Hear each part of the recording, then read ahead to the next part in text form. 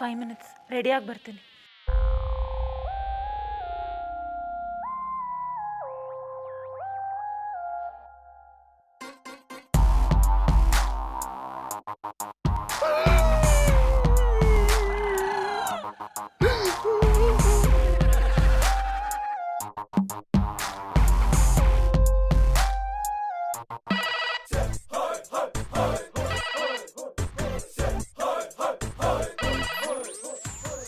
ಬಾಬಣ್ಣ ನಿಮ್ fan ring ಆಯ್ತಾ ಇದೆ. ಅದು ಫ್ಯಾನ್ ಅಲ್ಲ ಕಮ್ಮೆ, ಫೋನು. ಹಿಡಿದ್ರೆ ಜಾಡ ಹಿಡ್ಕೊಳ್ಳಿ. ಅಣ್ಣಪ್ಪನವ್ರೆ, ಗೌಡ್ರೆ ಮಧು ಮತ್ತೆ ರೆಡಿ ಆಗೋಕ್ ಹೋಗಿದ್ದಾಳೆ ಗೌಡ್ರೆ. ಅಣ್ಣಪ್ಪನವ್ರೆ, ನಿಮಗೆ ಕೆಲಸ ಸಿಕ್ಕದಂತ ಹೇಳಿದ್ಮೇಲೆ ಅವ್ರು ಆಚೆಗೋಯ್ತಾ ಇದಾರ. ಹೌದು ಗೌಡ್ರೆ, ಈಗ ತಾನೇ ಒಳಗಡೆ ಹೋದ್ಲು. ನನಗನ್ಸುತ್ತೆ ಅವಳು ನನ್ನ ಕೈ ಕೊಟ್ಟು ಹೋಗೋದಕ್ಕೆ ರೆಡಿ ಆಗ್ತಿದ್ದಾಳೆ ಅಂತ. ನಿಮಗಷ್ಟೇ ಅಲ್ಲ, ನನಗೂ ಕೈ ಕೊಟ್ಟು ಹೋಯ್ತಾ ಅವ್ರೆ. ಎಕ್ಸ್ಕ್ಯೂಸ್ ಮೀ, ನಿಮ್ಗೆ ಯಾಕ್ರಿ ಕೈ ಕೊಟ್ಟು ಹೋಗ್ತಾಳೆ? ಅಣ್ಣಪ್ಪನವ್ರೆ, ಇಂಥ ಟೈಮ್ಲು ಲಾಜಿಕ್ ಬೇಕಾ? ನಾ ಹೇಳ್ದದು ನಿಮಗೆ ಕೈ ಕೊಟ್ಟು ಹೋಯ್ತಾರೆ, ನನಗೆ ಬೇಜಾರಾಯ್ತಾ ಇದೆ ಅಂದು. ಗೌಡ್ರೆ, ಇವತ್ತು ಅವನು ಯಾರು ನನ್ನ ಮಧುರನ್ನ ಕರ್ಕೊಂಡು ಹೋಗ್ತಿದ್ದಾನೆ ಅಂತ ಕಂಡು ಹಿಡಿತೀನಿ. ಜೊತೆಗೆ ಅವನಿಗೊಂದು ಗತಿ ಕಾಣಿಸ್ತೀನಿ. ಮೊದ್ಲ ಕೆಲಸ ಮಾಡಿ ಅಣ್ಣಪ್ಪನವ್ರೆ, ನಿಮ್ಮ ಜೊತೆಗೆ ನಾನು ಕೈ ಜೋಡಿಸ್ತೀನಿ. ಆಯ್ತು ಅಣ್ಣಪ್ಪನವ್ರೆ, ಇರಿ ಬಂದು. ಬಾಬಣ್ಣ ಜಂದನ ಜೊತೆ ಇಷ್ಟೊತ್ತಲ್ಲೆಲ್ಲೋದಿರಿ?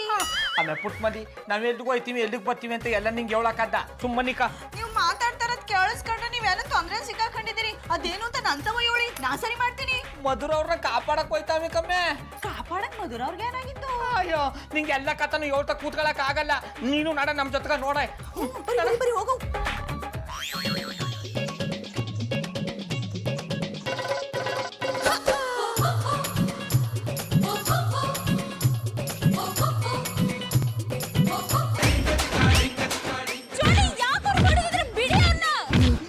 ಮಾತಾಡ್ಬೇಡ ನೀನು,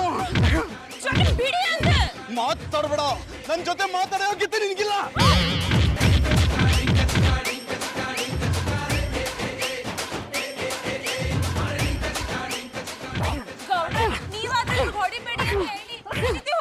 ಜೀವ ಹೋಗ್ಬಿಡುತ್ತೆ. ಅಣ್ಣಪ್ಪನವ್ರೆ, ನನ್ ಚೋರಿಂದ ನಾ ಕೇಟ್ ಹಾಕಿ. Johnny stop it. ಇವ್ರಿಗೆ ಯಾಕೆ ಹೊಡಿತಿದ್ರ ಹೇಳ್ಬಿಟ್ಟು ಹೊಡಿರಿ. ಇಬ್ರು ಬಗ್ಗೆ ನನಗೆ ಗೊತ್ತಿಲ್ಲ ಅನ್ಕೊಂಡಿದ್ಯಾ? ದಿನ ರಾತ್ರಿ ಇವನ್ ಜೊತೆ ಸುತ್ತಕ್ ಹೋಗ್ತೀಯಾ? MG ರೋಡಲ್ಲಿ ಡ್ಯಾನ್ಸ್ ಮಾಡಿದ್ಯಾ, ಸ್ವಿಮ್ಮಿಂಗ್ ಪೂಲ್ ಹತ್ರ ಡ್ಯಾನ್ಸ್ ಮಾಡಿದ್ಯಾ, ಹಾಗೆ ಗ್ರೌಂಡ್ ಅಲ್ಲಿ ಡ್ಯಾನ್ಸ್ ಮಾಡಿದ್ಯಾ. ಇಷ್ಟು ಸಾಕ, ಇನ್ನೂ ಬೇಕಾ? ಮಾಯ್ಕರ ಏನಿದು ಅಪಸ್ವರ? ಚಂದನ್ ಅವ್ರೆ ಹಂಗೆಲ್ಲ ಹೇಳ್ಬೇಡಿ. ಮಧುರ ಅವರು ಸಾನೆ ಹಾರ್ನೆಸ್ ಪರ್ಸನ್. ಪುಟ್ಟಮಲ್ಲಿ ಅವರೇ, ಅದು ಹಾರ್ನೆಸ್ಟ್ ಅಲ್ಲ, ಹಾನೆಸ್ಟ್. ಹಿಡಿದ್ರೆ ಚಾಡ. ಅದೇ. ಥ್ಯಾಂಕ್ ಯು ಪುಟ್ಟಮಲ್ಲಿ ಅವರೇ, ನೀವಾದ್ರೂ ನನ್ನ ನಂಬಿದ್ರಲ್ಲ. ನಂಬಿದಕ್ಕೆ ಅಣ್ಣಪ್ಪನವ್ರು ಕೆಟ್ಟಿದ್ದು, ಜೊತೆಗೆ ನಾನು ಕೆಟ್ಟಿ.